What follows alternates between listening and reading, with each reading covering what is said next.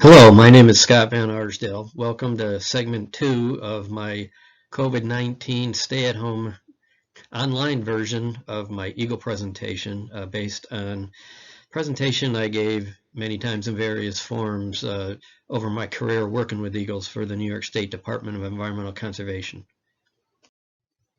A little bit of background on how things were set up with the DEC and how it affected my career. I was a wildlife technician based in Stamford, New York, Region 4, a sub-office in Region 4. Region 4 is these 9 counties highlighted on the New York State map here. And if you can see my little pointer, Stamford is right there, basically on the Delaware-Schoharie County line. And our main office for the region was in Schenectady, Rotterdam, Schenectady, up here in this area, very close to Albany, where the central office was. DEC is broken up into 9 regions across the state, as well as the central office, and this becomes important in how things are set up. Pete Nye, my mentor and the head of the Eagle program throughout a good part of my career until he retired, was a central office employee. And central office had its own chain of command, if you will, and each region had its own change of command. Sometimes it seemed just to keep things confused, but I'll talk about how that came into play at various times as we go on. And as the number of eagle nests increased and I assumed more eagle duties, Pete used me more and more to help out with the Eagle program and stuff. At times I would actually leave my region, even though I was assigned to the 9-county Region 4. I would assist Pete in other parts of the state as well, doing various things, which I'll talk about later in the presentation. But I did want to put that out there just so things don't get too terribly confusing later. Okay, I'm going to talk about the DEC nest monitoring effort. This was before we had a lot of nests, was really important. In fact, I'm going to tell you, I started working with eagles in the early 1990s. As a Region 4 employee, I was assigned initially 1 nest to monitor. At the time, there were only roughly 20 or so nests statewide, and we only had a few in Region 4, and I had 1 to monitor starting out. And very quickly after that, for every year after that, the number of nests increased, sometimes dramatically, and came to the point where, like I said, after I retired, they hired me back for April and May just to monitor nests in Region 4. And it took me those 2 months just to keep track of all of them. We were, I think, just pulling off the top of my head, I know we were well over 60 nests in Region 4 when, in 2018. So things were changing every year, and I'm going to talk about that as we go along. But initially and ideally, we want to know what was going on at every nest. And it was either DEC staff or volunteers who would go and they visit each nest weekly, hopefully under the best circumstances, using optics from a safe distance so we didn't disturb the birds. We used spotting scopes and good binoculars and paid attention to what the birds were doing. From that, we wanted to determine the start of incubation, the laying of the eggs and the incubation, and hatch dates. So that's going to become important later, because until about 2007 or so, DEC staff climbed to every nest possible, which almost all the nests in the state climbed up to count and ban the youngsters and do other things, which we'll talk about later. We wanted to identify and address any disturbance issues. In segment 1, I went into disturbance quite a bit. It's critical that these birds be left alone and allowed to do what they do. It is really quite easy to disturb them off the nest, and when you do that, if you cause them to flush while they have eggs or real little guys, the eggs can either they freeze to death, or overheat because the parent isn't there incubating them, or the young themselves can't maintain their body temperatures on their own until they're about 3 weeks old, when the downy feathers grow in enough to insulate them.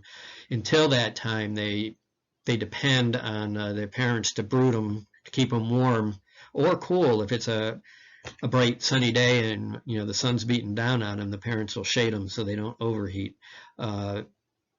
Nests would fail. We documented nest failings failing a number of times due to human disturbance issues. So we would always try to identify and address any of those during those nest monitoring visits. We'd always want to interact with the landowner and interested public. We were the DEC, not the Gestapo. We needed the landowner's permission and blessing to go in and on their land to do the work. And many nests have interested locals or people who, know the nests are there and enjoy watching them. And it's good to have those people on board with the DEC's efforts as well. And also, going back to those volunteer nest monitors, a lot of those people become our volunteer nest monitors, greatly assisting the DEC in its job of the nest monitoring. And we would do helicopter checks of select nests, second flight, usually in April. Many of the nests in New York State, there's really no good vantage point, or they're just so remote. It would take all day to get there to get a vantage on them. So we would fly again. I will say this, if I didn't make it clear before, this is kind of historical. Nowadays, since I left 2 years ago, I think the DEC is considering going to just check in once every 3 years, each nest once every 3 years, which going on my experience or whatever, I don't think that's going to work out too well, but it's not up to me anymore. But anyway, these things I just talked about were the ideal when there were fewer nests and we had the staff and volunteers able to put in enough time to do it properly. This is what we strive for.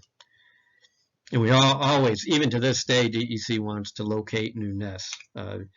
Have to know where they are if we're going to protect them. There is a database. It's not available to the public. The DEC has that when some kind of development on the land is proposed, there's a project review, and the location is put into a computer program, and if it's anywhere near a nest, that'll come up and be red flagged and have to be investigated further to minimize disturbance to the habitat and things like that.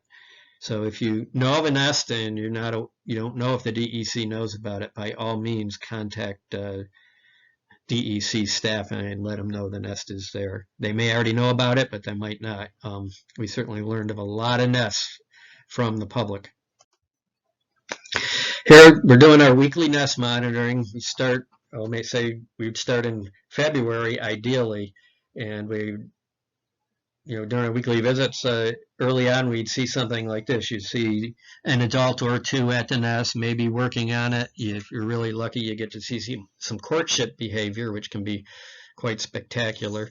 But the key here is they don't have eggs yet, because when they do, there will always be an adult incubating the eggs unless they're disturbed off the nest. And here we showed up, say that was the previous slide was a week ago. Here it is a week later. We show up and there's a bird incubating the eggs.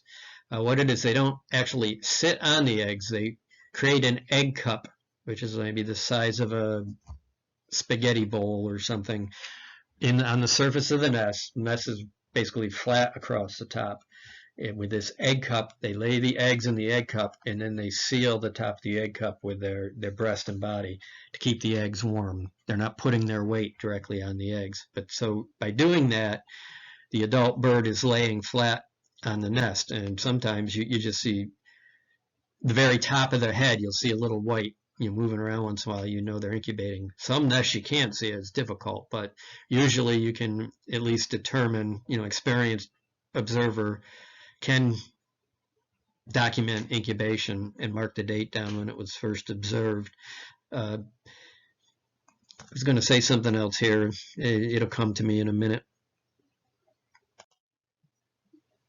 And then 35 days, roughly 33, 35 days later, we will see this behavior, and it's brooding, where the young have hatched, and the adult is actually standing over the young, and the adults actually have a patch of skin on their breast with no feathers that the young can, get up against to get the direct body heat, and the adult's feathers will go over the young. So it's like, for the young, it's like getting into a sleeping bag with a hot water bottle. Helps keep them warm. That's called brooding. The adults keeping the young warm. And I will say, that's what I was going to say on the last slide. Both the male and female will take turns incubating and brooding the young. In a nest, on average, or some nests, an average nest is what I'm trying to say, the female will take that duty roughly 80% of the time, and the male 20%.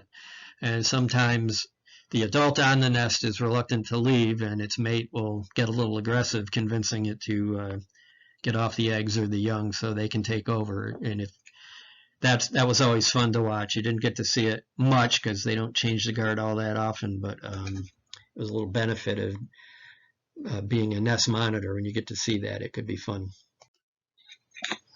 Here's a shot of both adults at the nest. The one adult is incubating the eggs in the nest there, and the other one is just hanging out.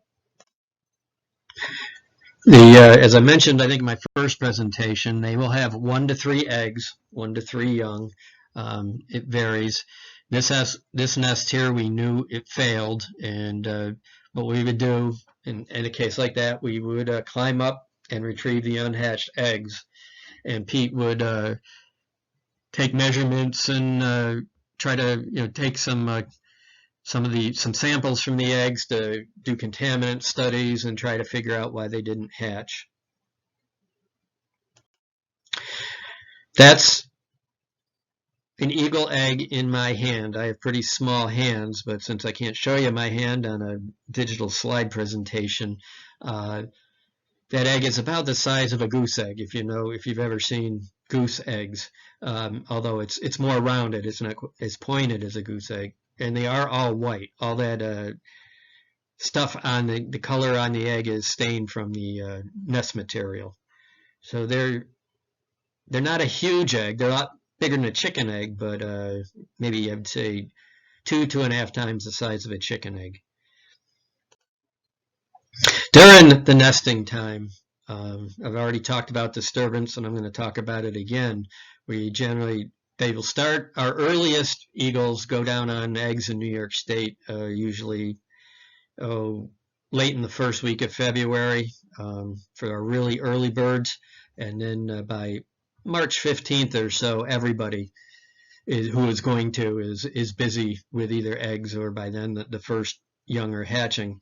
And during that time, we get the first warm weather of spring, and the recreationists come out, after trying to blow out some cabin fever there, and say maybe you got a new kayak for Christmas, or whatever. You just want to get out there for the first paddle of the year, and then you're out about paddling along, and you see an eagle nest that you didn't know was there or wasn't there last year, and your first inclination is to paddle up and get a real close look and see what's going on. Well, keep your distance. Stay 330 feet or more away and enjoy it from a distance, because you do not want to disturb the eagles and make them flush off the nest for reasons I've already talked about.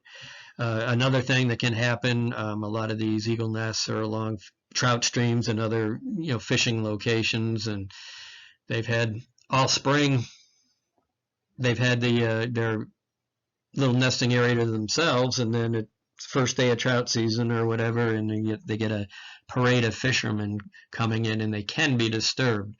The good news is, when they pick a nesting territory, very often it's the year before they actually build the nest and raise young, and they can get used to the human activities on the land.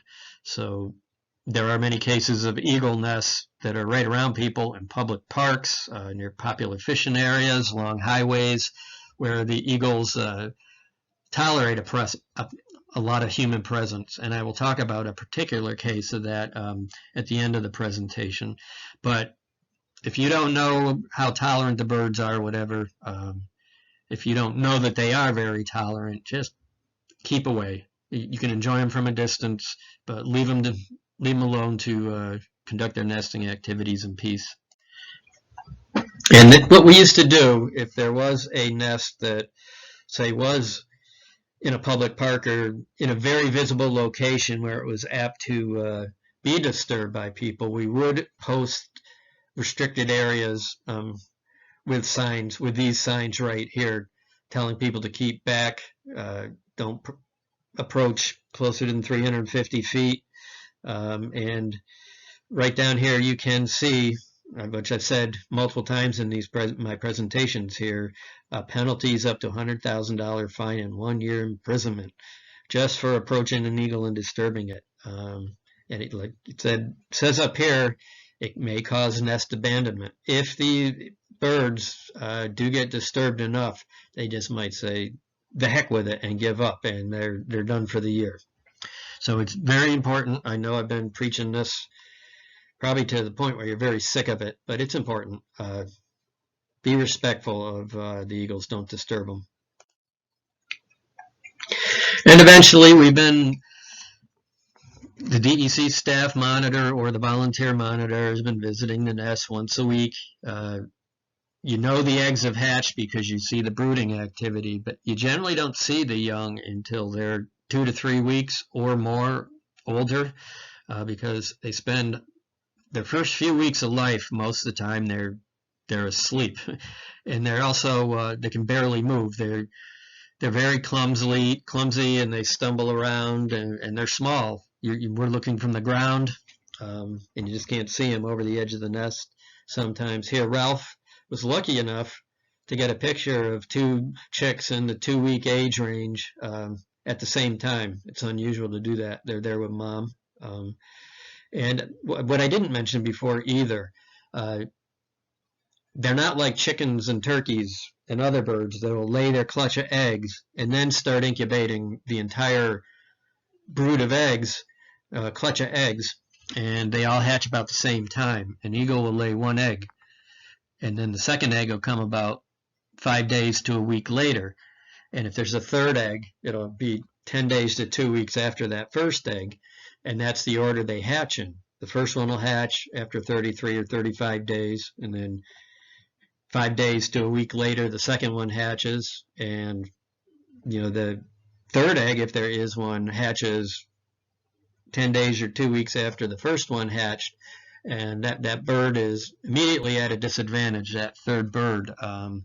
He has to compete with his older and bigger siblings, or her siblings, and if conditions aren't really good and the parents aren't really good, a lot of times that third chick won't make it. If conditions are really bad, as far as not getting enough food in the nest, the adults aren't the greatest hunters, the greatest parents, whatever, sometimes the second one won't make it either. But some nests, all 3 of them fledge and do fine. Here's Lou yucking it up with one of his pictures. You got a little fuzzball here, 2-week-old fuzzball or so. Hi, I'm new here. What day is it? There's slightly older chicks. These guys are 2 to 2.5 weeks here, and Lou's hamming it up again. This is back close to the time when Wendy's had the commercial, the older woman going to Wendy's hamburgers competitors and getting a hamburger and saying, "Where's the beef?" If you're old as me, you remember those commercials, and that's what Lou was playing on here. Well, sorry, guys, no beef today. It's white sucker again. This particular nest is right above the river, and Lou got a shot. You can see the little fuzzball. That's the chick's head right there, an eaglet's head in the nest. And here's mom coming in with a white sucker that she snagged from the river, along with some of the river vegetation for salad. Just kidding. The eagles are purely meat eaters. That's just, she happened to get that vegetation in her talons, and it's coming to the nest. But it's white sucker for dinner today. And eagles aren't like songbirds. Many of our songbirds will go out and they'll fill their crops, and they will come back to the nest and disgorge the food for the youngsters. The eagles bring the meat in whole, and when the eaglets are real young, they will bite off pieces and feed the youngsters. Eventually, the youngsters will get old enough where they'll chew on the meat themselves without their parents ripping it apart for them. But the little guys depend on their parents to bite off chunks of meat and feed them. This little guy sees something that isn't in the frame here, and that's Dad coming in with a fish.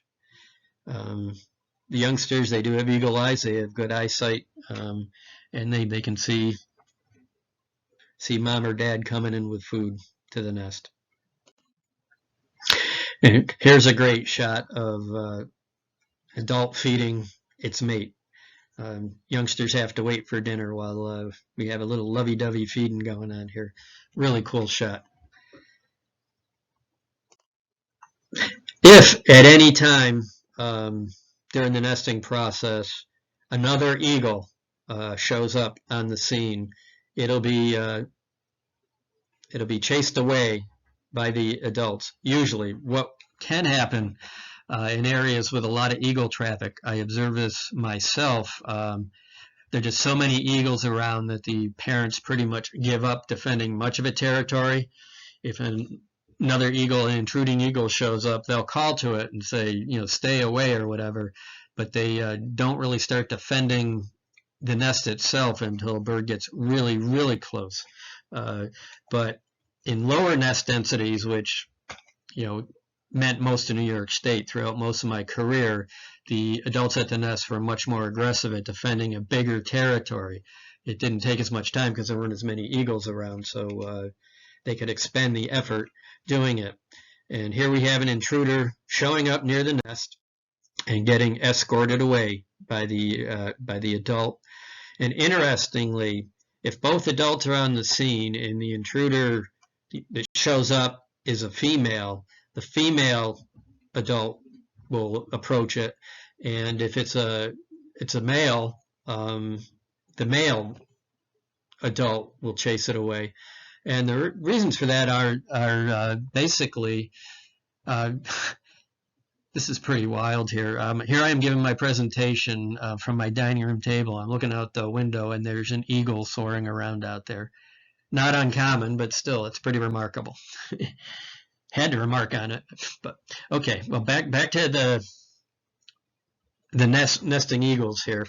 When I was talking about the sexual dimorphism, they call it. The males tend to be smaller and more they can maneuver better. They're kind of like a sports car. Or the females tend to be bigger and more brutish. They're kind of like a four-wheel drive SUV, if you will. And if the intruder is a male, it takes the male adult to chase it away because he's really maneuverable and can do it. Likewise, but if it's a female, he doesn't have the brute strength to do it. So if the female's available on the nest site, she'll chase the intruder away if it's a female. But if one of the adults is out hunting, sometimes the other one will have to chase away an intruder regardless of what its sex is. There's an interesting little tidbit of eagle biology here. And here's these are two females, an intruding immature female being chased away by the nesting female, and away she goes. I like to use this slide too to show. Look how straight out those wings are. This bird is actually flapping its wings a little bit, and that's why the primary feathers on the ends of the wings there are curling up. But when they glide, an eagle's wings are going to be straight out. Boom. And the eagles are heavy birds for their wingspan, even the smaller males. And in a breeze, they're going to be really steady, kind of like a big jet, a B-52 bomber, if you will, going through the sky as they glide along. They're not doing a lot of rocking and back and forth. And there's a lot of birds in the sky in the springtime in upstate New York that are as big as a their wingspan is as big as a male bald eagle, and that's the turkey vulture and black vulture. Now we're starting to see black vultures around, but they're really, if you have, it just takes a little bit of experience to sort these out in a hurry by looking at them.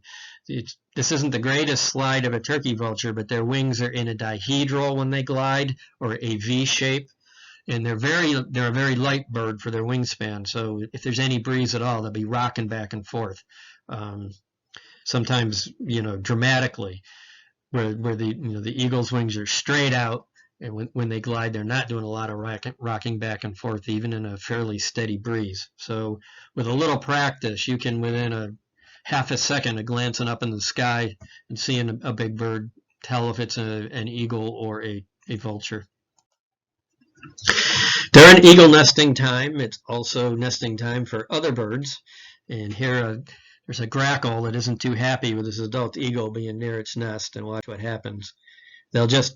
You'll see this with crows and blackbirds and other species of birds defending their nesting territories. They'll just harass the much bigger eagle till the eagle has enough and gets out of there. Okay, we have been doing our nest monitoring, and have been doing it properly.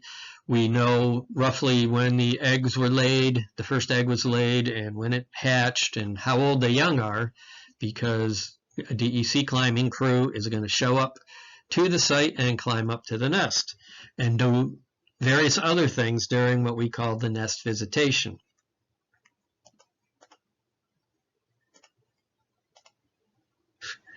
I'm getting my slides marked up here. We always want to inspect the integrity of the nest, okay, especially early on when there are only a few nests in the state. Each one was critical for establishing a viable bald eagle population in New York State. And if it was thought that the nest didn't have great support or whatever, after the nesting season, after the current nesting season was done, Pete might return in the wintertime to build a platform either under the nest or nearby in a nearby tree, to get the birds, get some support on the nest so it didn't break out. After the nesting population, the population in general got better established, got increased enough, that practice was pretty much ceased. The need to do it wasn't so critical, and it did take a lot of staff time and a lot of effort to do. Identify and collect prey items. That's important. If you notice at this particular nest, say this one species, say brown bullhead was the main prey item in the nest, and Walmart, I'm going to pick on Walmart again, decided to put in a super center a little ways down the road, far enough away from the road, from the nest to be a concern for direct disturbance, but maybe they were going to drain a little pond, which was the only source of brown bullheads in the area. Well, DEC could say, you're not going to destroy that pond. It's important. We're going to protect that pond because it's an important food source for that nest, or whatever. So the prey items could be important for management concerns on the particular nest. Collect blood samples from select locations. Pretty much historically, this just meant the Hudson River. The Hudson River had the PCB problems, they didn't have a drug problem. So it was routine for Pete to take blood samples from the eaglets there. And then at other times around the state, it was conducted for mercury contaminant testing and other things as well. But I didn't get too involved with collecting blood samples until the Golden Eagle study, which I'll be talking about in the next segment. But as far as the chicks go, I wasn't exposed to the blood take too much. I did watch it a few times. But collect addled eggs. I've already talked about that. If we knew a nest had failed, or if we found an unhatched egg or eggs while we were at the nest, we would collect them for contaminant studies, and Pete would try to figure out why they didn't hatch and things like that. We'd obtain a global positioning system location. This was a big deal back in the day. This was before cell phones, or at most the cell phones were those big bag affairs. Some of you youngsters don't even know what I'm talking about, but it wasn't as simple getting a GPS location back in the day as it is now. Determine site conditions and management needs. This was a lot of the nests, either the DEC staff monitoring the nest, or the volunteer wasn't necessarily experienced or knowledgeable enough to notice everything of importance going on at a site. So when Pete would come to the site to band the youngsters, or later on in my career when I did or whatever, we had enough experience and knowledge to where we could recognize more what was going on at each nest. Predator-proof the nest tree. I'll show you this in a slide here in a minute. Pretty important in the early days of the program. Interact with landowners and garner their support. We really wanted to have the landowners on our side. Most landowners love their eagles and were very cooperative. There were a couple cases in my career when we came across landowners that did not like having the eagles there, and they didn't want us telling them what they could do with their land and so forth and so on. But for the most part, that was rare. But we did want to make sure the landowners were on the same page as we were, as far as protecting their nest and not disturbing the nesting attempt and things like that. Inspect any eaglets for disease, parasites, or deformities. Once again, luckily, it was very rare to find a problem with the eaglets in most cases. I'm going to give a story later on with some slides about one situation I ran into in a nest, and Pete told me that there was one nest in the Adirondacks that they used to go to every year to band, and it was in a real thick swamp. And the mosquitoes and black flies were so bad at this location that the youngsters never made it. They got so chewed up by the mosquitoes and black flies they became anemic and died. But that's a rare case too. Actually, these nests tend to be way up in the highest tree above all other trees, and the breezes and stuff in most eagle nest locations help to keep the mosquitoes and black flies and other bugs down. But in that one case, that one location in the Adirondacks, the bugs won. And band the young. That's when we put leg bands on the young, so after they leave the nest, we know who they are. There's like I said, the U.S. Fish and Wildlife Service band, a silver band on one leg with a code that you have to have the bird in hand to read. And then the New York State band, which was the blue band, with a 3-digit code that could be read with a spotting scope or binoculars or a camera lens, which I'll show you in slides coming up. And through that, we determine annual productivity. That's how, in a slide in my last presentation, we knew in 2010 that 244 young were fledged, because they were young that were counted during these nest visitations. Unfortunately for the tree climber, the biologist, either Peter, myself, or Mike Allen did some tree climbing, and several others got involved with the tree climbing. The young are up anywhere from 60 feet to 137 feet off the ground, up in a nest, up in a tree, and we have to get up to where they are to process them and do the activities. How do we do it? We can't take the elevator, so we take the stairs. Just kidding. This is actually an early Adirondack fire tower. And if you look here in the foreground, guys are taking some liquid encouragement there. I don't know if it was after going up the stairs or before, but either way, I can relate. I'd be pretty scared if I had to go up there, and, I don't care how much you were paying me if I had to go up those stairs to look for fires. But no, we don't take the stairs. We take the ladder. Kidding again. This is a shot of, at the time, this was the only nest tree that was a sycamore species of tree. Sycamore have very smooth, thin bark.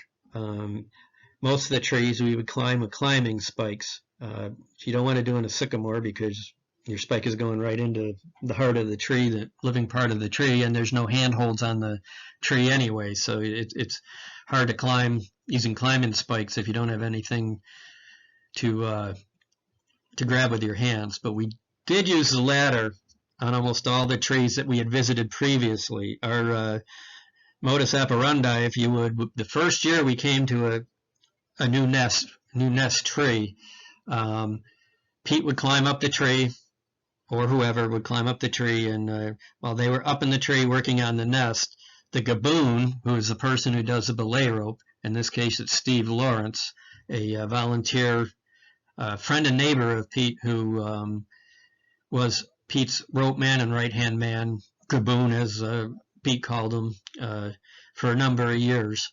And myself here, we would put these roof flashing around the trunk of the tree, a couple bands of roof flashing, and this is the predator guard I mentioned in the previous slide. It keeps raccoons and squirrels and skunks and possum and even bears from climbing up the tree to the nest.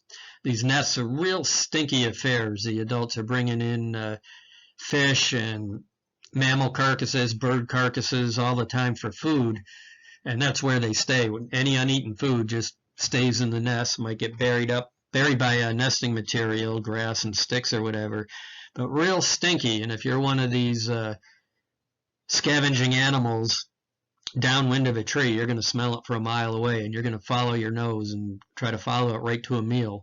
And without this predator guard, you could climb right up to the nest. These scavengers could do that, and they could take the eggs or the youngsters even in a nest. So back when every bird is precious in the population, we did as much as possible put these predator guards on the trees. This particular tree, I do have some slides of it coming up. Pete used went up a rope, kind of like a rock climbing technique. And I will say, on his days off during this time of year, Pete used to go rock climbing. So, very experienced climber. He knew what he was doing. He's much better than me in going up these trees, as I'll talk about later. Just getting to the nest was often an expedition. Sometimes it required a hike of a mile or more into the woods with all the equipment, backpacks full of equipment needed. Other times they were right along the road. Sometimes we would canoe in, or we'd take a boat. Various means of getting in. This is all part of the planning process that went on. And then on banding day, we'd go in. It's a minimum of 2 people. You need 2 people to conduct the activities. A lot of times we'd have a third person along, or we'd invite the landowner and or other invitees along as well. So sometimes we would have a small crew of people, but 2 people minimum to do the job. Here's Steve again, Steve Lawrence, Pete's friend, who was his personal gaboon for years. When I first started going to the nest, when I monitored that first nest in the early 90s, at banding time, I had been in touch with Pete to let him know what I was seeing with the nest, so we knew roughly how old the youngsters were. And on banding day, Pete invited me along to go with himself and Steve to the nest to band, which I did. And I got to know Pete and Steve then, pretty much. I really didn't have much face-to-face time with either of these gentlemen before that. And that first year, I helped and everything. And by the second year, I probably had 2 or 3 nests. I don't remember exactly that I was monitoring. So I spent more time with them. And over the course of 2 or 3 years, I established a pretty good relationship, especially with Steve, because I just was with Pete when on the walk in and the walk out, or the trip in or the trip out to the nest, where while Pete was up in the tree, Steve and I were conversing and doing our ground duties, which consisted of several things, and got to be pretty good friends. And eventually, fast forward a few years, the number of nests just got to the point where Steve and Pete couldn't get to them all. Basically, Steve and Pete would visit every nest statewide, maybe with the exception of a small handful in Region 8 that Mike Allen was climbing to. But I think Pete was always the first one up a tree, and then Mike would go up, after Pete had been up the years previously. But it was getting to the point where Pete and Steve couldn't keep up. In fact, Steve couldn't take enough vacation time from his main job anymore, and so they started training me doing Steve's job as Gaboon, working the ropes, as well as Pete would ask me if I was interested in climbing. And of course I was interested in climbing. I mean, who wouldn't want the chance to go up to an eagle nest? Any self-respecting eagle worker would love to do that. Problem was, I am afraid of heights, and I resisted for a year or two. Finally, Pete had enough of my resisting, needed more climbers, especially in my region. The number of nests were just going crazy. Southeastern New York was where the population really took off first, in Region 3 and Region 4. And he could really use somebody in that area that was an experienced climber to take some of the pressure off he and Steve, plus he needed somebody to work the ropes when he went up the trees in my region. So one winter, the winter of 2001, 2002, Pete called me up on the phone and he asked me what my waist size was. And he wasn't getting fresh or anything. He wanted to buy me this climbing belt because the next year he was going to have me go up a tree no matter what I said about it. And he actually told me, don't tell any of the other staff in your region, your regional bosses. Pete was never officially my supervisor.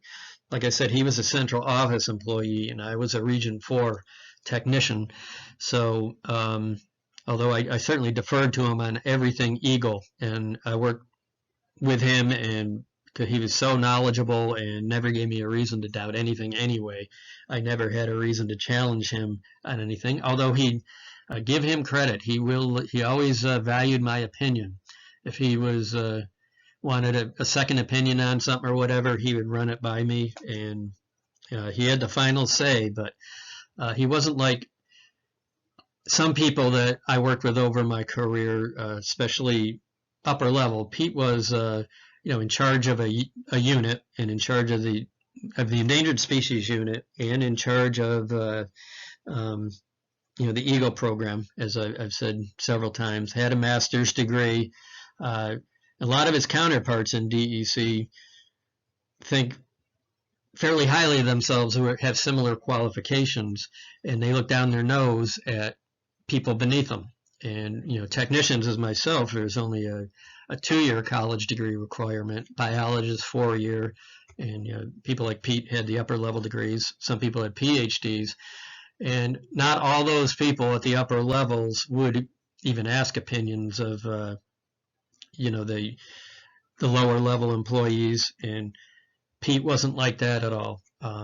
If Pete would give the lowliest employee substantial work to do if he felt they could handle it and could be of use, and I really appreciated that. It made working on the Eagle program and working with Pete so much better. But anyway, I'm going off on a tangent there. I remember this day well. It was May 14th, 2002. We went to a well-established nest site, not very far from my office at all. And Pete climbed up the tree first, sent the safety rope back down. I tied in. Steve was on gabooning on belay, and I climbed up the tree 85 feet or so to the nest, shaking the whole way. I was really terrified I was going to get halfway up that tree and just freeze. But luckily I made it, learned how much exertion it takes to climb these trees up that far, and got up to the top. And here's a picture Lou took of Pete literally showing me the ropes. Unfortunately for me, when you get up there, my inclination was to just hug that tree for dear life. Well, you can't do much with the eaglets or with a nest if you're hugging the tree. So we actually have to tie in, clip in, and just hang on our equipment with both hands free. Look, ma, no hands, because they have to be free to do the work. Lou snapped this picture. That look on my face there, I think that's a look of sheer terror because I'm 85 feet off the ground, canceled out by sheer elation because I'm finally at an eagle nest. It was quite an exciting day. I can tell you the adrenaline was flowing there. Pete showed me, this was a 2-chick nest. Pete showed me, he banded the first youngster, showed me how to do it. I did the second one. Steve lowered me out of the tree when we were all done. Then Pete came down, and all I wanted to do was go to a bar and get soused, but couldn't do that because we went on to another nest, and I climbed up solo. All of these nests that I climbed, trees I climbed to, Pete had previously climbed in previous years, and we left them rigged up with a utility line that we could use to get a climbing rope or belay rope up and through, so we could, Pete would free climb the tree the first time, and every time it was climbed after that, it was all on the safety belay. And that's the only way because of my fear of heights. That was the only way you could get me in a tree. I think that probably bothered Pete later on. He couldn't, when there was a need for somebody to go out to a new nest. I didn't have the guts enough to do it. But for the most part, it worked out okay because Pete pretty much wanted to visit every nest on that first time himself. So until he retired after the 2010 season, he had climbed to every climbable nest in New York State. Okay, for that first year, go back, I climbed several trees that year with Pete and Steve on the ground. That was the only one I climbed with Pete showing me how to do it. And thereafter, I was on my own as far as going up the tree with Pete to coach me if need be, and Steve working the ropes. So I was on belay. And the whole idea was to give me enough experience during that year, 2002 nesting season. So the following year, 2003, I could go up my own crew and take some of the pressure off Pete and Steve so they could focus on other areas of the state. And here, this is the very same tree that I climbed the year before to the day, and we knew this nest had failed, and that's where I took the picture of those 3 eggs I showed you in a previous slide. If you see this piece of equipment hanging off my belt, this high-tech piece of equipment, it looks like a coffee can. It is a coffee can. That's what we put the eggs in. There's a lot of foam padding in that, and we would put the eggs in there so we could get them out of the nest without crushing them, coming back down. And here, my first gaboon was Kathy Maloney. She was a long time. She was a nest monitor who was monitoring nests before I was even in the Eagle program.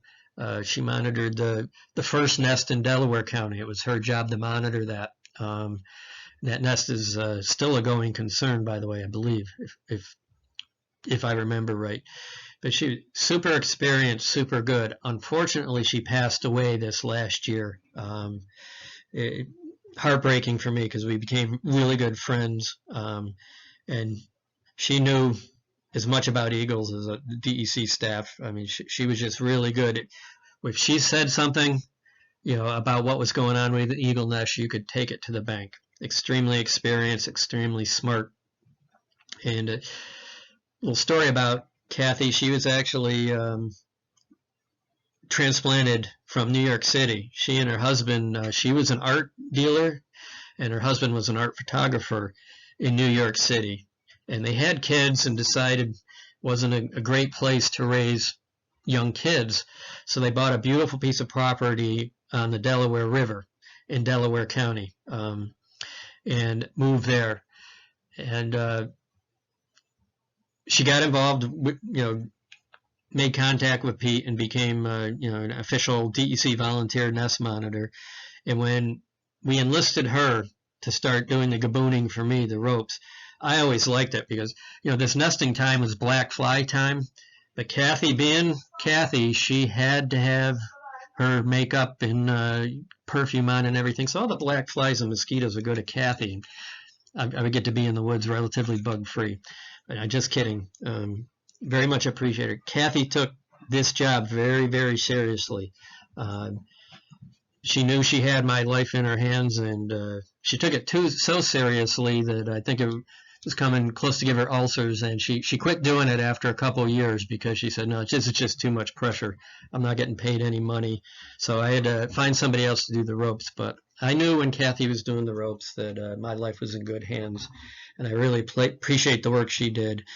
And she continued to monitor Ness right up to towards the end. She was ill for the last couple of years of her life, and she still did the monitoring as much as she possibly could, which was a big help. During those last 2 years I worked seasonally, 2017 and 2018, she just took a big chunk of nests. There's probably a couple dozen nests in southwestern Delaware County, and she watched them all for me.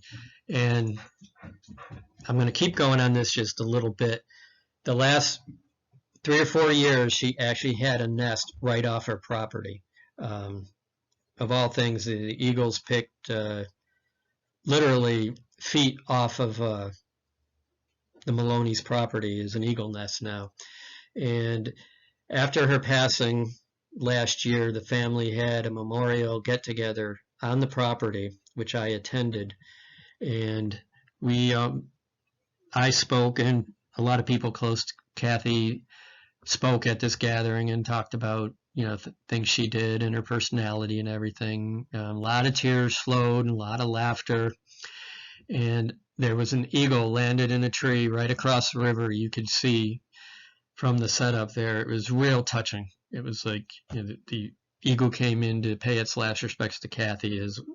I know this is getting a little out there, but it was very touching. And the eagle itself being there caused more than a few tears. But anyway, thank you, Kathy. I miss you, and it was great working with you all those years. I have lots of stories of being in the field with Kathy, which I'm not going to share right now, but I'm going to cherish them for the rest of my life, I can tell you that. Here's Pete. Roughly 75% of the nests in New York State are in white pines, and most of the white pines are relatively easy to climb. They've got a lot of branches to grab onto. The wood is soft enough where the spikes go in relatively easy. And yeah, like I said, they're usually, not always, but usually relatively easy to climb. Here's Pete going up a white pine. This is a shot my wife took of me during that first year climbing. This was a real easy tree to climb. I'm going to tell you a story about it in a little bit here. People ask, what do the adults do? Don't they attack you when you're climbing a tree or whatever?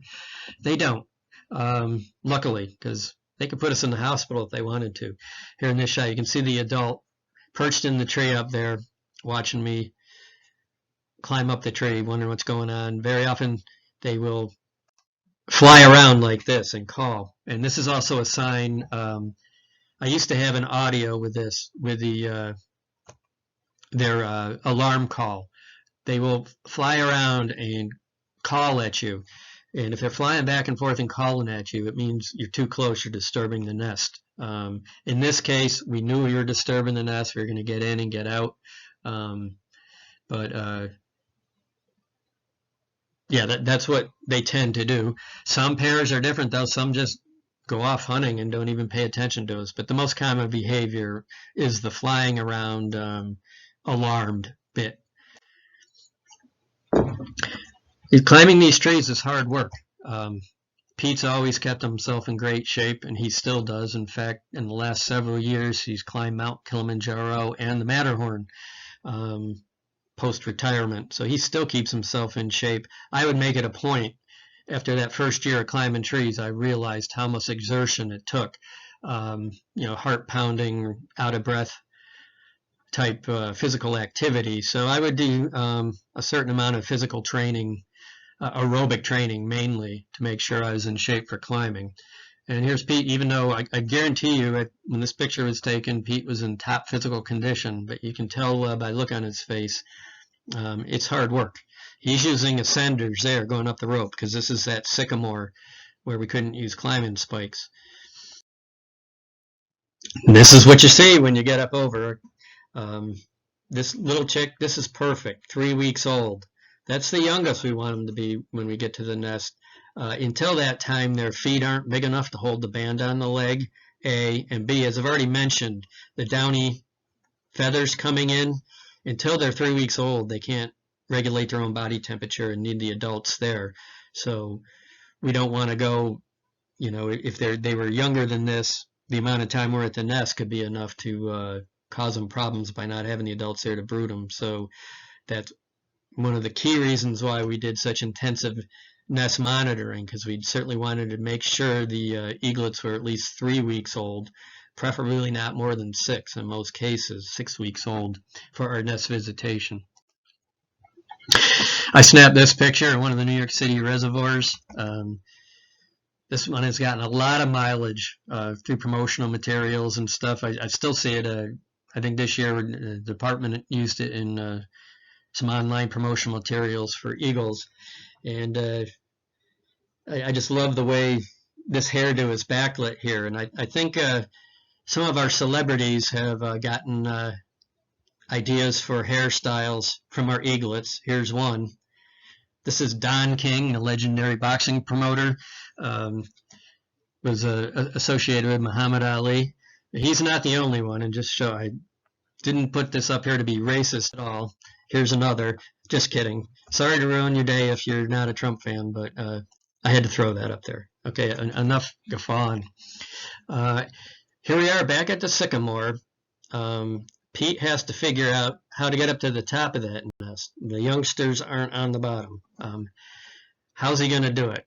For me, if I was up there, I'd be freaking. It's like, there's no way I'm not going to make it. How can I do that? But Pete's very experienced, like I said, and nonplussed, cool cat. I never saw him get flustered up in a tree. He's getting his equipment ready there. Mind you, at this time, he's probably 65 feet up off the ground. He's getting some equipment on that branch. And up and over, what it is, it's a étrier. If you're not familiar with climbing equipment, basically it's a nylon web ladder that they use in big wall rock climbing. And he used that equipment to get a little ladder up there, which I've used them. It might be a ladder, but they're really hard to control. If you're afraid of heights like I am, you freak when you use them, but Pete's not afraid of heights and very experienced, so he's up and over and peeking over the edge of the nest. Here, as the eaglets get older, when they're 3 weeks old, if we pop up over and look at them, they barely are alarmed at all. They don't realize we're even a threat or a danger. The older eaglets, say 5 weeks and above, 4.5 weeks to 5 weeks, 6 weeks or whatever, get really alarmed and they'll go to the back of the nest. On rare occasions, they will fall out. The older they are, the more likely they are to fall out. And the good news is by then their flight feathers are in enough that if they do fall out, they do glide to the ground. But it's a lot of extra work for the ground crew to get them back up into the nest. So we ideally, unless we were going to put a transmitter on them or take blood samples, we tried to visit the nest before they got to be old enough to take a tumble. Here's Pete up. This is a white pine that was fairly easy to climb, and I threw this in here to show this is that nest. Tying in. I mentioned we have to have our hands free to work on the youngsters, and Pete's getting the hardware onto the tree to tie in, to clip into its belt so he can just hang there. You have to trust your equipment. And there's a 3-week-old youngster there voicing his displeasure at Pete being at the nest. And here Lou had Pete hold up the 3-week-old eaglet for a photo op. Mind you, 3 weeks before this picture was taken, that bird was in the egg. That egg, which would fit in Pete's hand there, that's how quickly they grow. These birds just, you can almost watch them grow. It's incredible. That's a 3-week-old chick there. And that's a real good shot showing Pete tied in to the tree, so his hands are free.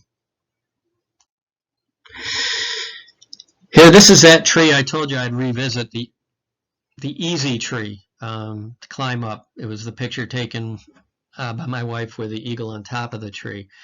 And I always liked this tree, even for me, afraid of heights. The nest was only about 60 feet off the ground, but I tied into one of these branches here, real easy to get to, and I could just hang there and work on the youngsters. But I did have the one big accident I had during my climbing career on this particular climb. It happened a few minutes later, and it's not what you're thinking. Gravity didn't have a lot to do with it. What had happened, I had tied in right here. It was hanging on my belt. I had my pouch of tools in the nest, and I had an eaglet. Grabbed it by the leg, was holding on to it, and I was reaching over to get a tool when something happened. And I'm going to show you a couple slides which will illustrate the process behind what happened. Eagles, when they do almost nothing to clean the nest. I've mentioned before, at most what they will do is bring in materials, duff and grass and branches to cover up the surface of the nest, and so basically becomes a huge compost pile. But they do one thing to help keep the nest clean, and that's when they relieve themselves. They do not go in the nest. Right from the littlest chick on, when they have to go, here Lou caught this really well.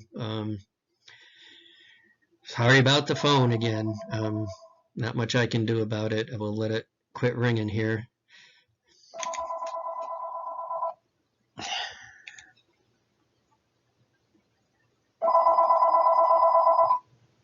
The joys of working from home.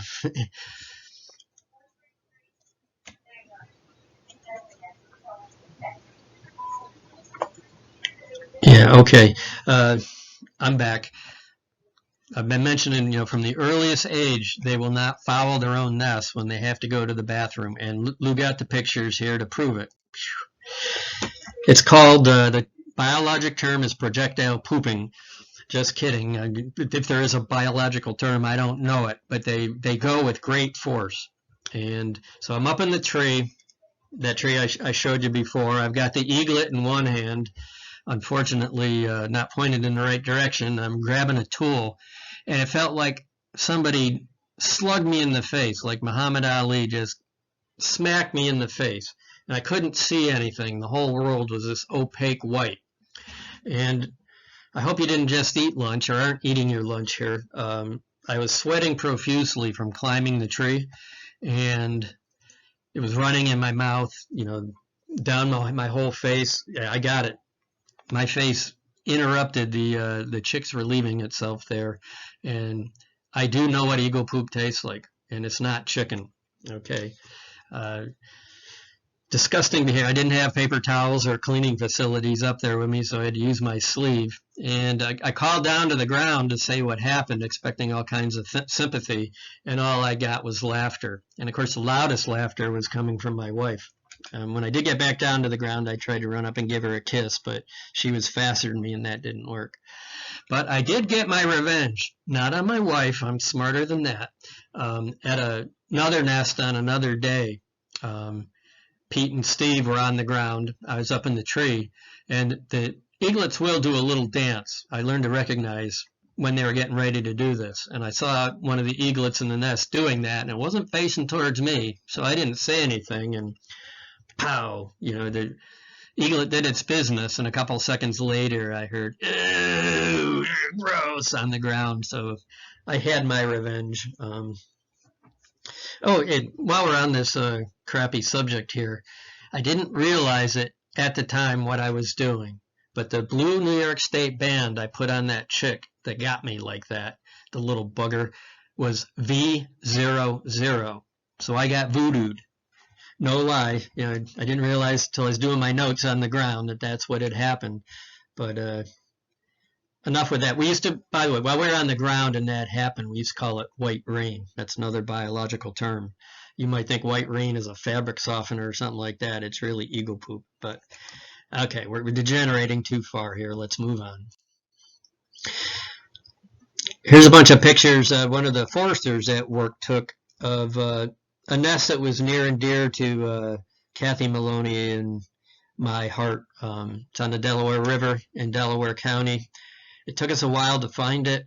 We knew there's eagle activity there, and it's this nest took a 1 mile hike or so to go into to get to the nest. And very often we'd see rattlesnakes on the way to this nest and stuff. It was just, wild, mature forest, and the views from the nest were spectacular. It was on a very steep hillside, and I was probably 90 feet off the ground, 100 feet off the ground or so from the nest, and you could look down towards the river, which wasn't very far away from the tree at all, and it was hundreds of feet down because the hill was so steep. I always liked this one, even though it was terrifying to climb it. It was always a fun tree to visit. And you can see down here, I'm about 3/4 the way up to the top, and it's not Where's Waldo, where's Scotto. There's little me going up this tree to visit the nest. And this nest was viable for a number of years. It's the last 4 or 5 years they've disappeared, and we haven't been able to find them. We've even searched from a helicopter. But year after year, they would add material to the nest, and it would get smaller and smaller on the top. And this pair very often had 3 youngsters, and it would get really crowded up there, which is going to come into play here in a future segment here, future slides. Here I'm going up this tree. The forester's taking a picture. I mean, he's up the hill further, so he's on my level. It's a real steep hill, like I said.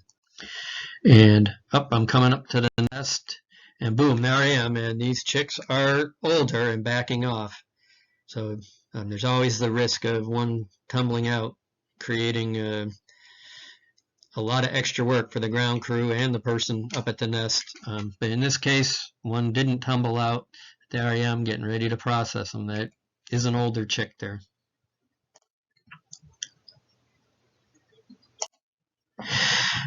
Here's another hillside nest in Delaware County, and Lou took this shot. There's a youngster, looks to be, I'm not zoomed in too much there, looks to be a little over 3 weeks of age, over my left shoulder, and I'm getting ready to process it. And I told you Lou and Ralph had real super lenses. Look at this next shot. From that same distance, he zoomed in enough. There I'm getting the band ready to put on the leg. And look, that is actually the foot of a 3 or 3.5 week old eaglet. Those feet just grow tremendously fast, and then the birds grow into them. And I think, probably the reason for that, the natural reason for that, is during the nesting time, we get those wicked thunderstorms of spring. It's just normal to get those fronts going through with the high winds. The youngsters have to be able to hold on to that nest for dear life or they get blown out. Sometimes they still get blown out, but I think that's a natural adaptation. That huge foot there gives them the ability to hold on when that bad weather comes through. Here we blew it a little bit. Nest monitoring got a little ahead of ourselves. These 2 youngsters are in the 2-week range. Their feet are too small to put the band on. They can't. The downy feathers aren't in enough for them to regulate their body temperature. Luckily, on this day, it was warm enough, so Pete figured he had time to at least snap a picture. He did not put bands on these youngsters. They were too young or whatever, but he snapped the picture, and I put it in here to show what 2-week-old eaglets, give or take a few days, look like. Here, it got up there a little bit early. These guys are approaching 3 weeks of age. Not quite there, but Pete was able, you can see the bands there and the rivet gun we put the bands on with, fish for food in the background that was there when Pete got up. But that's an absolute minimum age we would want a chick to be to visit them at the nest. Here, this is better. A 3-week-old chick, perfect. Boom. Like I said, these 3-week-old chicks are real easy to handle. They're not too alarmed. They don't run away. They don't try to jump off the nest. And Pete's already put the bands on them there. This is another Delaware County nest, which I climbed a number of times myself. And for you kids out there, this is actually, for the time, a high-end GPS device. Super accurate. Now, what you can do with your phone might be more accurate than this, but for the time, this was a very expensive, precise unit, and Pete would take the GPS location at the nest to go into the database. Here's a couple, this guy's flight feathers just starting to come in a little bit. It's probably 3.5 weeks, but littler sibling is about 3 weeks. It's a good backstory to this nest. Early on, before I started climbing trees myself, Pete and Steve were due to come to my region the next day, and by then it was my job to make all the landowner contacts and pave the way so Pete and Steve could show up and we'd just go to the nest. All the groundwork would have been done. Pete would go up the tree, band the youngsters, talk to the owners, take pictures, give pictures to the owners, and leave. In this case, the day before Pete and Steve were due to hit my nest, I got a call from a woman in Delaware County telling me there's an eagle nest that she can see from her house. And I said, great, do you know who the landowner is? I'd like to get permission to go in, have Pete band tomorrow while he's in the area. And she goes, yeah, it's Yoko Ono. It's like, okay, I can't really look Yoko Ono up in the phone book to get permission. And finally, with a lot of digging around, talking to everybody in the township, I finally found out there was a caretaker for Yoko Ono's property. It's actually Yoko Ono's upstate home. And it turns out he told me, yeah, the nest is there, but it's actually on somebody else's property, a woman by the name of Barb Kronk. You'll have to get permission from her. So I called up. Barb was in the phone book, and I called Barb up and told her what was up, and the phone just went silent. She didn't want anybody to know about this nest. She was overjoyed it was there, and she wanted to protect it. She didn't want, anybody sniffing around her eagle nest. Finally, I worked on her a bit and got her to reluctantly agree to let us at least come and meet her in the morning. I didn't get full permission, but I thought, okay, maybe if she got to meet Pete and myself and Steve, she'd let us up the tree. Now we got there, and fairly soon she let her guard down a bit. We talked to her a bit, and she gave us the green light to go up the tree and band the youngsters. And I tell you, by the time Pete got up to the nest, she was jumping up and down. She, an older woman, but she was just so excited, so happy, so excited. She couldn't contain her excitement. It was great. And Pete, at the time, this was pre-digital photography. Pete snapped some Polaroid pictures of the youngsters up in the nest, and when he came back down, he gave her the picture, and she pretty much started crying. She was just tears of joy. It was a great story, and Barb became a great friend. I would come to monitor that nest every spring, every week during the spring, and eventually started climbing it myself with my crew. And I'm the one that took this picture here with the youngsters, and they have a carp in the nest for food. And here's the view from the nest. Whoops, I missed one. I thought I had a picture in here of the view from the nest. Something happened to it. Sorry about that. But anyway, there's a nice view from the nest, and I had the volunteers and ground crew on the ground. Off in digital space somewhere. Here's a guy, 3.5 weeks old anyway. Look, thinks he's Godzilla. The dark feathers, flight feathers, and body feathers are starting to come in. Here's another 3.5-week-old with the flight feathers on one of the New York City reservoirs. I told you that, these nests tend to be in open areas where the breezes can help keep the bugs down, but that is not a spot on the lens. That is a fly. That's another fly there. There's generally in all these nests, there's rotting meat, rotting fish, rotting meat, and flies. I like to call this one Delaware County Gothic, after that American Gothic painting of the farming couple there, the famous painting. This little fella here is about 3 weeks old, and this one's about 4 weeks old. Unfortunately, V59 here, shortly after leaving the nest, was hanging out in the road nearby and got hit by a car and didn't make it. sad there. But V60 was seen the following winter down on the Delaware River area by one of the volunteers with a spotting scope, read the band V60. So V60 at least made it into its first winter.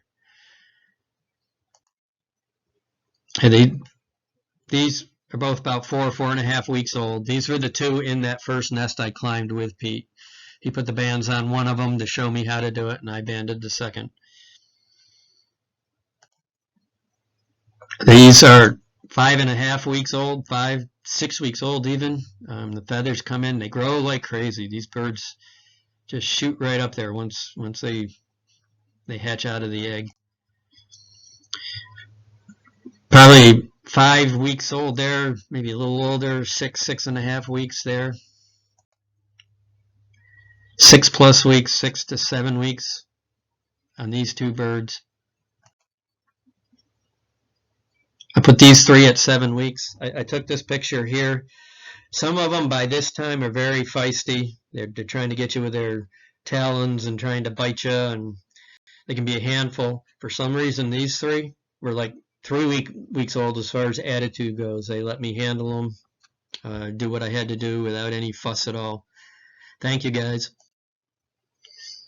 3 more. These are a little younger, going backwards here. You can tell the darker feathers are mixing in with the lighter feathers. Lots of food in the nest there for them.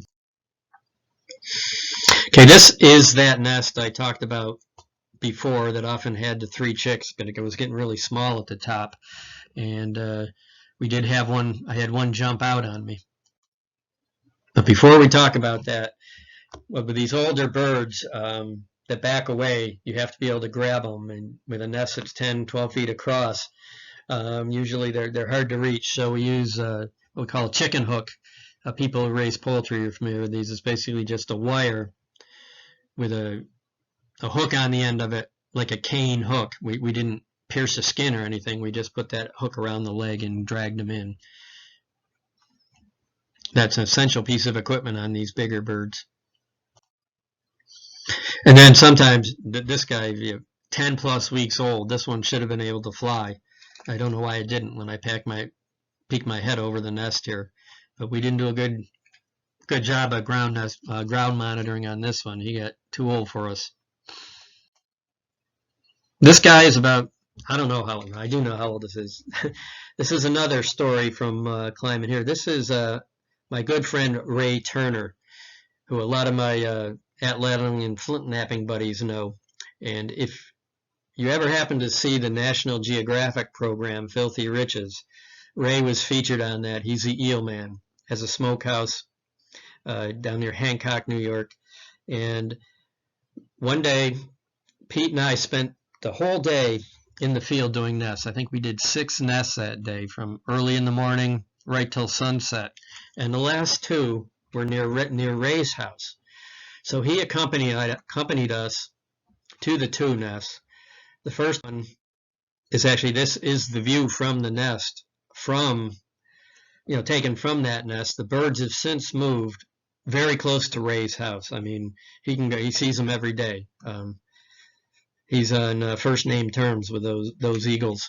But the next nest we went to was maybe a little over a mile from this location, and Kathy and I had been to it the week before, and I climbed up, and I could not figure out how to get around. It was one of those nests like we saw Pete at, where you get up to the top of the tree, and it's nothing but you're underneath this nest, and you got to get around to the top, and I just could not figure out how to do it. So that was on the last one on our list to do on this particular day, and Ray was with us. And we got to that nest. Pete went up the tree and got to the nest, and he yelled down to Ray and I. He said, "Get out of the way, this nest is coming down." And it's like, what? It's like, okay. And I yelled up, "Pete, are you tied in?" And he goes, "No." Well, get tied in, get tied in. He got tied in, so when the nest did fall out, and it did, he didn't come with it, but he made an attempt to grab it. There was one eaglet in the nest. He made an attempt to grab it, almost had it, and the nest came tumbling down. The whole nest, hundreds of pounds of material came down with a whoosh, and I got my dog going there. I guess I'm pretty exciting. Anyway, it was pretty exciting to see at the time and scary. And Ray and I immediately went up and grabbed the youngster who was still alive. Luckily, we thought luckily, survived the fall. And I lowered Pete back down to the ground. And those eagles had an alternate nest that they used the year before, a few trees over. So Pete climbed up to that nest, and we put the youngster in and hoped, that assumed the adults would continue to care for the youngster. Pete and I knew, though, that by looking at the youngster, he didn't look really good. He probably sustained an injury. And sure enough, the next day, Kathy went to view that nest with a spotting scope, and the youngster did not make it. But it was still fairly young, and that nest, Pete said, there's no way that nest would have lasted much longer anyway, whether we had showed up or not. And I think he was a little suspicious that I had done something to loosen it up. I can assure you I didn't. I never got close enough to even affect the nest at all. It was a real weird situation where I just couldn't figure out how to get around it, and I didn't try too hard to get around it. So it was what had happened, I think the night or two before, a series of really bad thunderstorms came through, and that may have been a contributing factor. But regardless, sometimes in nature these nests do come down. It's just one of those things. Okay, here's another story. It was Kathy and I again. I think we were with John Brennan as well. By this time, Kathy had retired as my gaboon, but this was that nest that we both loved so much, and Kathy would still accompany us in the field, the nests that she monitored. And I did have John Brennan, who was a seasonal tech working on the eagles for Pete, and he was on the ropes this time. And I climbed up the tree. Pete was up in the Adirondacks doing nests at this time. This was in early June. I'm getting pretty late for southeastern New York eagle banding. And while I was working on these youngsters, one disappeared on me. I had three, and all of a sudden there were two. And what had happened, this guy had jumped out of the nest and landed on a branch just off the nest. Looks pretty dramatic, but not a big deal.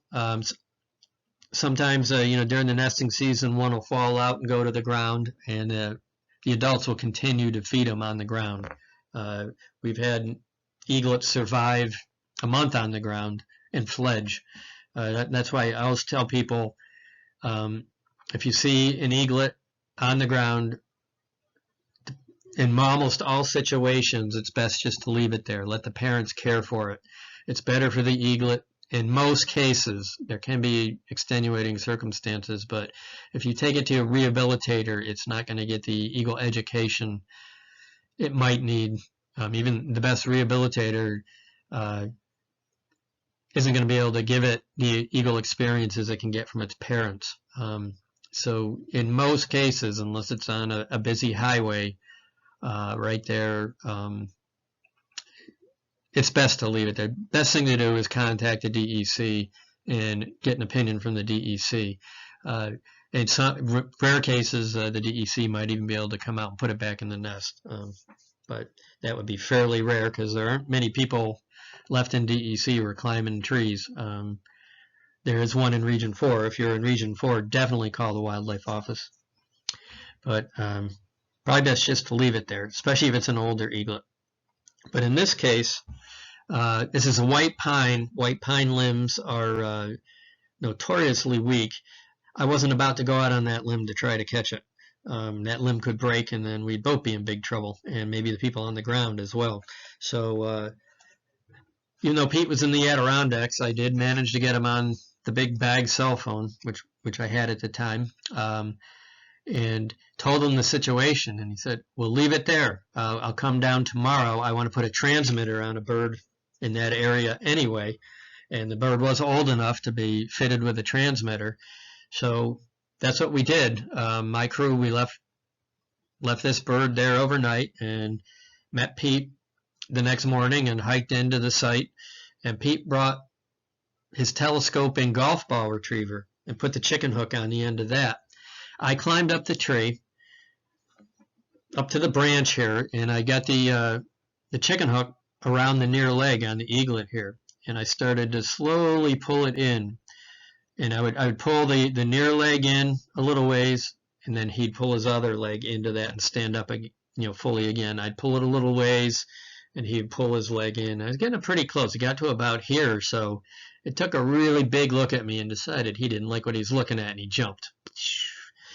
Made it down to the ground, and I think that time he landed in a little sapling, actually, and John Brennan had to climb up the little sapling and grab him.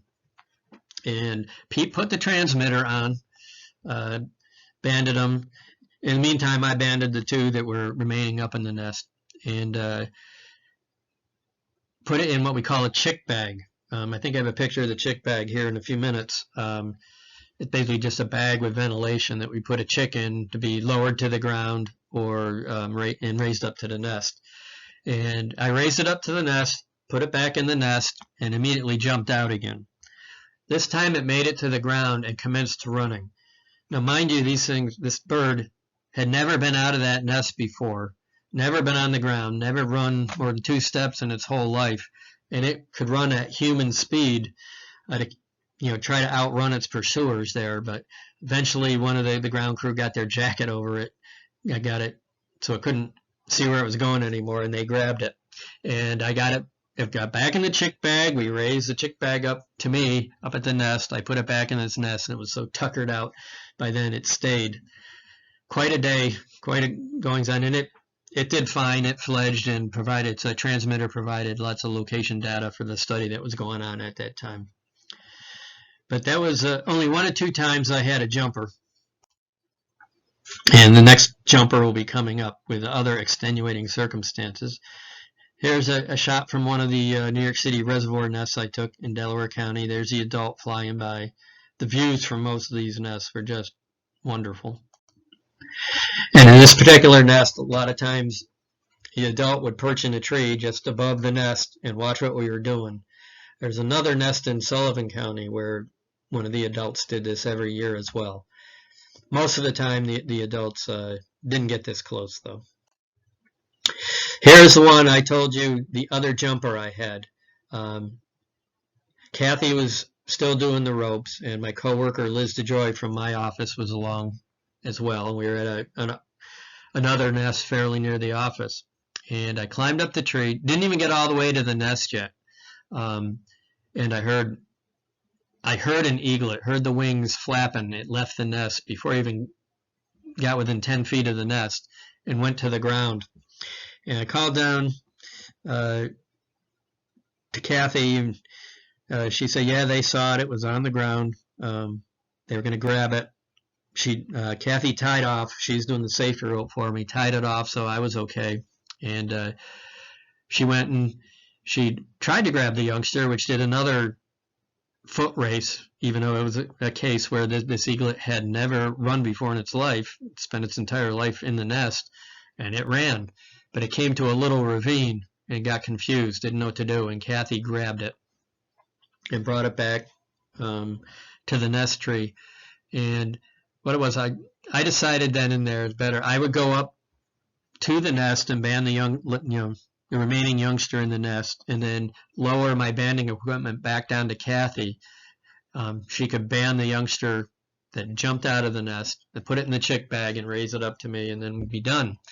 She had never banded a bird before, but she'd seen it before, and I verbally coached her, even though it was 80 feet above. I couldn't see what was going on through the foliage. And she did, and got it all banded, and was putting it in the chick bag when she noticed a problem. And she called up to me and she said, Scott, this bird has fish line coming out of its mouth. Oh no. When a fisherman catches a fish that swallows the hook, and he wants to release the fish, or has to release the fish because of size requirements or creel limits or whatever, generally fishermen are told just cut the line and let the fish go, and hopefully the hook will rust out. That doesn't work in a warm-blooded critter. It can be a problem for them. So as much as you never want to take a young a nestling eagle away from its parents, I made the decision, we've got to get this bird to a veterinarian. We had a veterinarian right in the Albany area who we used that was really good with eagles and other wildlife. So that's what I did, and we dropped the eaglet off at the vet's office, and while I was there, they took the x-rays, and I took a picture of the x-ray here, and the vet was very concerned because that hook there is right in the crop, and the crops of these birds are loaded with all kinds of bacteria, just infection waiting to happen. He said, well, I'm going to have to do surgery. So get to about 4 o'clock. He had other things to do with his veterinary practice and decided later that afternoon he was going to do the surgery. Next morning, first thing, he called me up and said, Scott, it's not looking good. Surgery went well, but the bird is very lethargic. It's not eating, it's not drinking, it's just lying flat in in its cage. I don't think it's going to make it, unfortunately. So we were kind of bummed. Early afternoon, he called me back. I thought, uh-oh, it's Dr. Becker. He's calling to tell me the eaglet didn't make it. And he said, Scott, good news. The bird is up on a perch, walking around, looking around, eating, feeding, drinking, just doing really, really well. I think it was a success. So I think that was on a Friday. The next Monday, Pete made a visit to the vet office and retrieved the eaglet, brought it back to the nest site, and we, put it back up in the tree, and it survived. Lived to fledging and beyond. So it was a lucky story for that eaglet. If we hadn't come along, it would have had no hope. That hook would have killed it.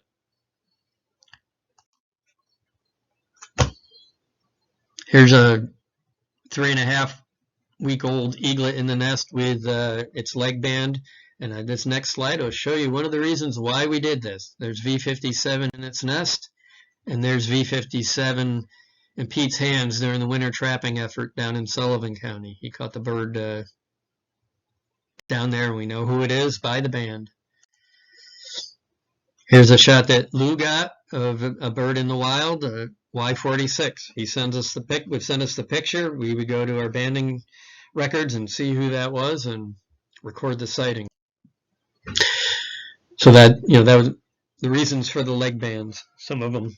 And when we're all done at the nest, we almost always took pictures, especially if there's any VIPs or public nest monitors, whoever guests with us on the ground.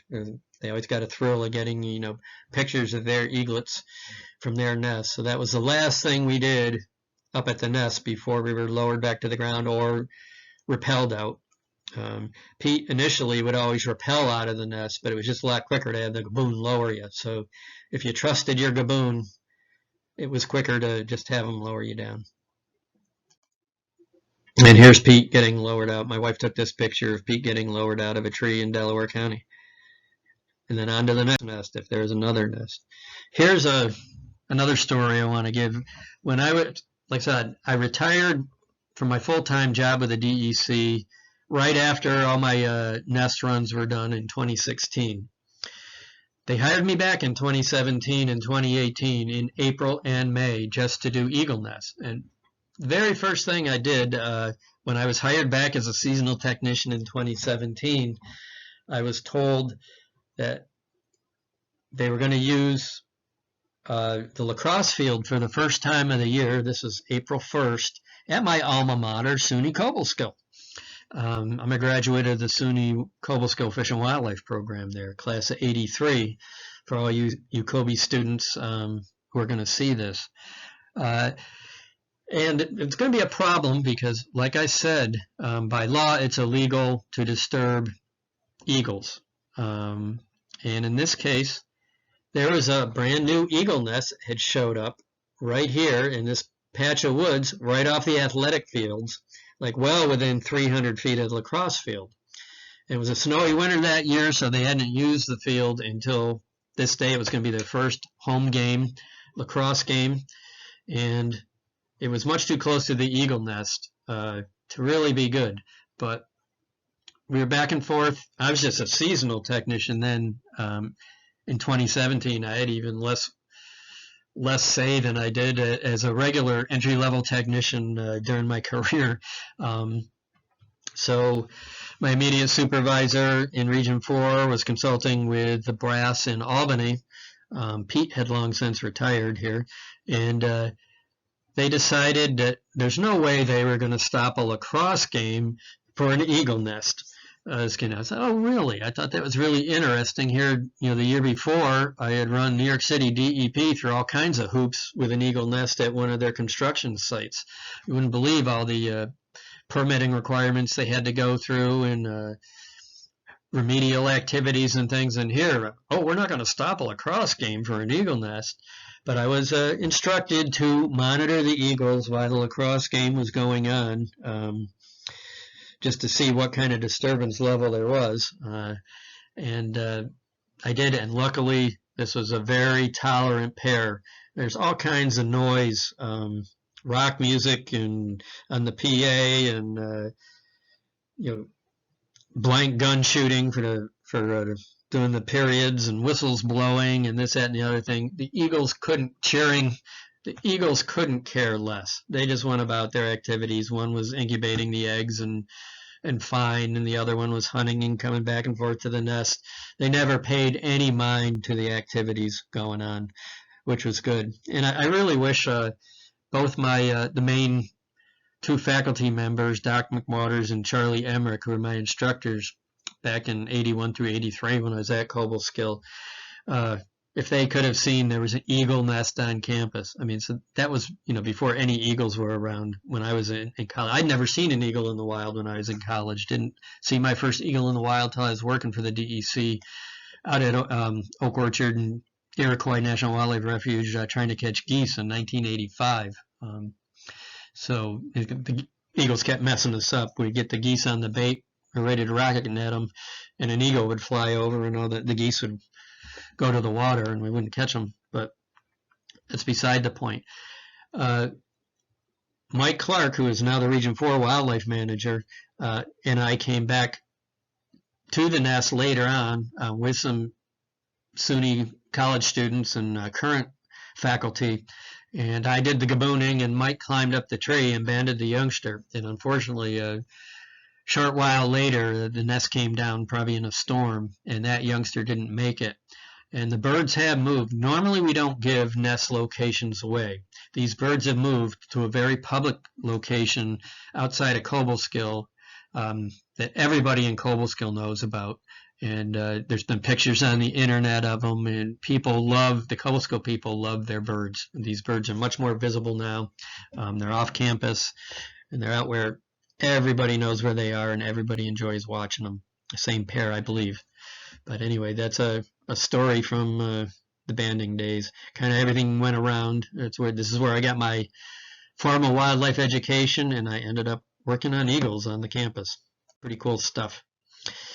Here, another time, we generally, Mike Clark and I would like to do a couple nests every year just so Mike could stay current, climbing trees and whatnot, and I do the ropes. And this is on New York City DEP property. We were out with DEP staff, and it was a construction site. I mentioned that we put them through all kinds of permitting hoops, and they made me wear a hard hat, which I didn't like, and a bright vest, part of the requirements of being on the construction site. Luckily, the eaglet here, fairly old eaglet that I'm talking to, and he's listening to me, didn't have to wear a hard hat or a vest. He was exempt. That's the chick bag there behind me that we used to lower and raise chicks to the nest.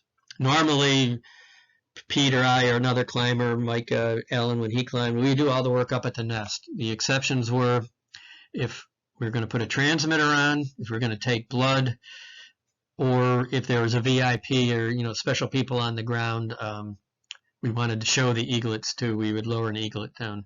But most of the work on these eaglets occurred up in the nest. In this case, we had people around that we wanted to enjoy being able to see an eaglet up close. So we lowered the eaglet down in the chick bag for a short photo op, and then put it back in the chick bag and back up to the nest. Okay, that's it for DEC at the nest sites. For the birds, we're done with them, but they're not done raising their young.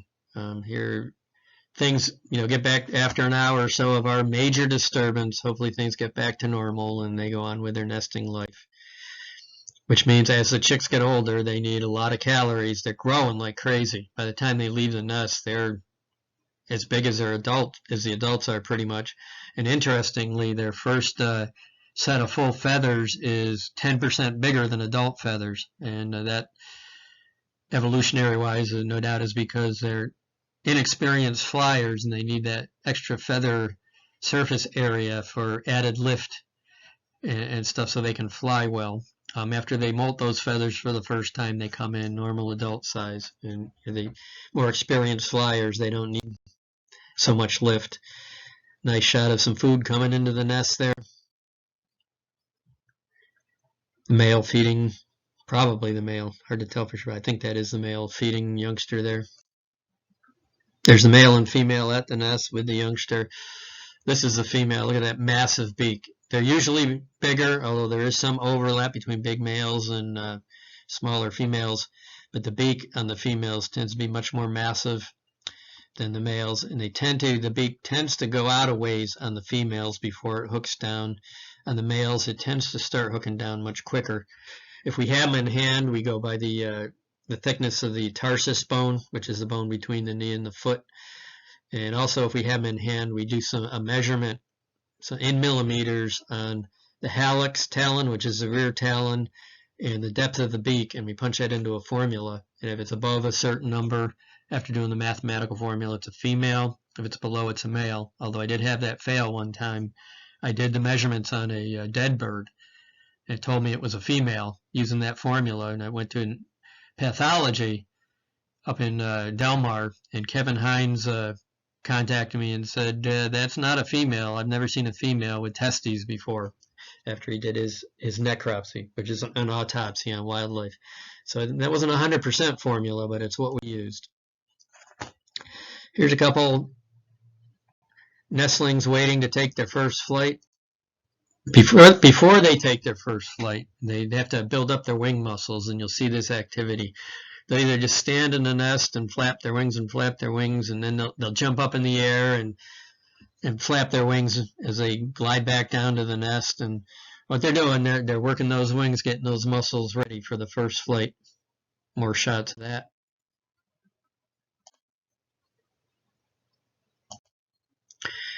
They'll start branching. They'll go out on the branches, and they're feeling their oats. Food just came into the nest, so that one said, okay, I'm not eating out here on the branch. I'm coming home.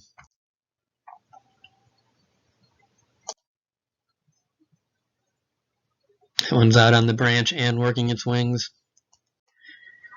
And then they take their first flight. Both of these birds here have taken their flight, and I happen to know one of those is V00, the one who impacted my face there. Thanks a lot, Vu. And that's V00 again. I believe. Nope, take that back. That's a youngster from a different nest, taking a fairly early flight.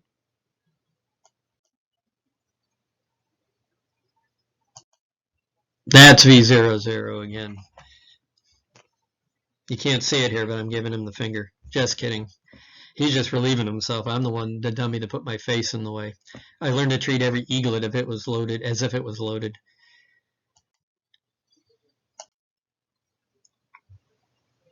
Cool series of shots here. And this is a first-year bald eagle that has left the nest. Looks a lot like a golden eagle, but on a golden eagle, even a young-of-the-year golden eagle, there's going to be a lot of light-colored gold feathers on the head here. And the tarsus is feathered all the way to the feet, where on a bald eagle, there are no feathers on the tarsus. So I can see a whole bunch of leg there. Nothing but a bald eagle, immature bald eagle. But watch what this red-winged blackbird does with this immature bald eagle. So I'm just going to go for a ride. I forget who the photographer is here, and I apologize if these are your shots. I'm sorry. Here's a series of shots that Lou took. These are kingbirds. Kingbirds are notoriously spunky. They defend their nests like crazy. And here this nestling bald eagle, a recently fledged bald eagle, is giving a kingbird a ride. That's the kingbird's wing right there as it's going for a ride while its mate is chasing it around.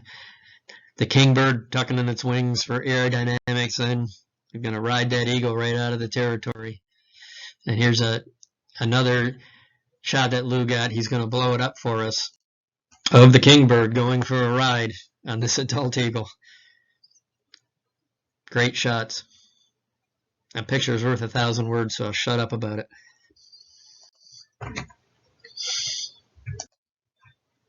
And here, if it's a multiple chick nest, the eaglets will do their mock battles and fly around chasing each other, learning how to be eagles from each other.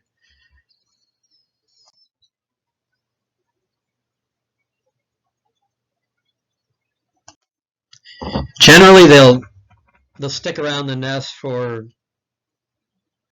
a week or two to months. It's highly variable. Tends to be the males that get footloose earlier and feel their oats and leave earlier, but that's not written in stone.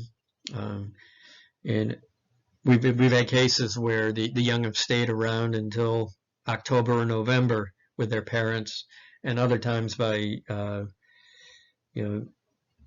August they take off. One time Pete and I were out in western New York banding eagles, and we were on one of the reservoirs on the Iroquois reservation out there, the Seneca reservation. And we had rented a boat because we wanted to look for nests on this reservoir. And we saw this immature, this was in early May, and there was a young of year eaglet that we saw. We knew it was way too early to be a New York bird. Pete hypothesized that was probably a bird from Florida. In Florida, they lay their eggs in December, and the young can fledge pretty early. And when they are young, once they leave the nest, they might go really far. We've had New York birds show up on the Mississippi River and vice versa. But by the time they start establishing a nesting territory, like I said in my previous presentation, it's generally going to be within 200 miles or so of their home nest. This is just another shot of getting a band number. Lou got the band number V74 there. It looks like V89. And look, that's a good shot of the talons too. And they make their living with those talons. They're pretty formidable. And these are nothing compared to a golden eagle's talons. I'll show you in my next segment when I talk about eagle capture and stuff. A lot of my eagle captures involve golden eagles. This is V00's parent here. You taught him well. Here's the sequence that Lou got of, there were two nests very close together. This was, I believe, in Ulster County, New York. And the one eaglet doesn't like the fact that the eaglet from the other nest is around, and watch what happens. Confronts it, makes an attack, hangs out, chases it away. Take that. But the adult doesn't like its youngster getting roughed up, so it's going to come in and teach this other youngster, or give this other youngster a piece of his mind. Watch what happens. Pretty dramatic looking right there, but what's going on, and I think I mentioned a similar case like this in my previous segment. What this bird is doing, it's putting its talons right here, front and center, telling the aggressor to back off, I'm going to get you.